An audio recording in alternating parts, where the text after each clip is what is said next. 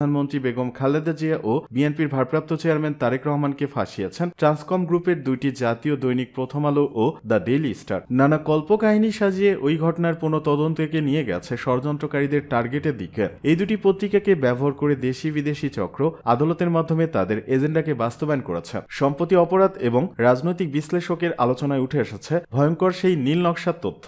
শুধু তাই নয়, তদন্ত কোন দিকে নিতে হবে সেই পথও বাতলে দিয়েছিলেন প্রথম আলোর সম্পাদক মতিউর রহমান। প্রথম আলো সম্পাদক মতিউর রহমান 2008 সালের 21 আগস্ট তার পত্রিকায় 21শে আগস্ট বোমা হামলা নিয়ে রচিত নিবন্ধে লিখেছিলেন, বিগত সময়কালে প্রথম আলোর অনুসন্ধানে আরও জানা গেছে জোট সরকারের সাবেক প্রধানমন্ত্রী বেগম খালেদা জিয়া প্রতিরক্ষা গোয়েন্দা মহাপরিদপ্তরকে সে সময় 21 আগস্টের গ্রেনেড হামলা সম্পর্কে কোনো তদন্ত করতে নিষেধ করেছিলেন। তৎকালীন সাবেক প্রধানমন্ত্রী তার পছন্দের সামরিক বেসামরিক কর্মকর্তাদের দিয়ে 21 আগস্টের হত্যাকাণ্ডের উদ্দেশ্যমূলক তদন্ত করতে বলেছিলেন। 21 আগস্ট হত্যাকাণ্ড নিয়ে বিএনপির ভারপ্রাপ্ত চেয়ারম্যান তারেক রহমান এবং শীর্ষ নেতৃত্বকে ফাঁসাতে তৎপর ছিল ট্রান্সকম গ্রুপের আরেকটি পত্রিকা দ্য ডেইলি স্টার। ওই পত্রিকাটিতে ইসলামী জঙ্গি তত্ত্ব এবং 21 আগস্ট বোমা হামলার সঙ্গে তারেক রহমানকে জড়ানোর খবর প্রকাশ করা হয়েছিল নানা কৌশলে। ওই পত্রিকার তৎকালীন সিনিয়র সাংবাদিক জুলফিকার আলী মানিক 2009 সালের 26 অক্টোবর এটা ছিল হাওয়া ভবনের প্লট শিরোনামে লিখেছিলেন বড় প্রতিবেদন। তাতে উল্লেখ ছিল স্বরাষ্ট্র প্রতিমন্ত্রী লুৎফুজ্জামান বাবর,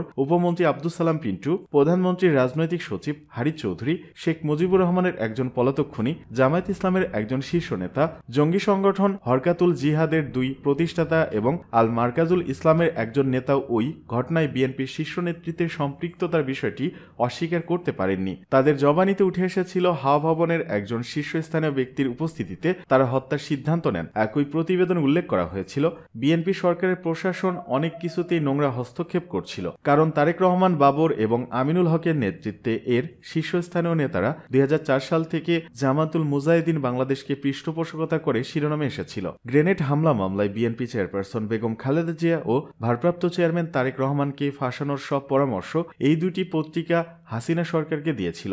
সে কারণে আওয়ামী লীগ ক্ষমতায় আসার পর এই মামলার তদন্ত নানাভাবে প্রভাবিত হয়। এই মামলার তদন্ত তদারক কর্মকর্তা আব্দুল কাহার আকন্দের সঙ্গে এই দুটি পত্রিকার সংশ্লিষ্ট রিপোর্টারদের দফায় দফায় বৈঠক হওয়ার তথ্যও জানা যায়।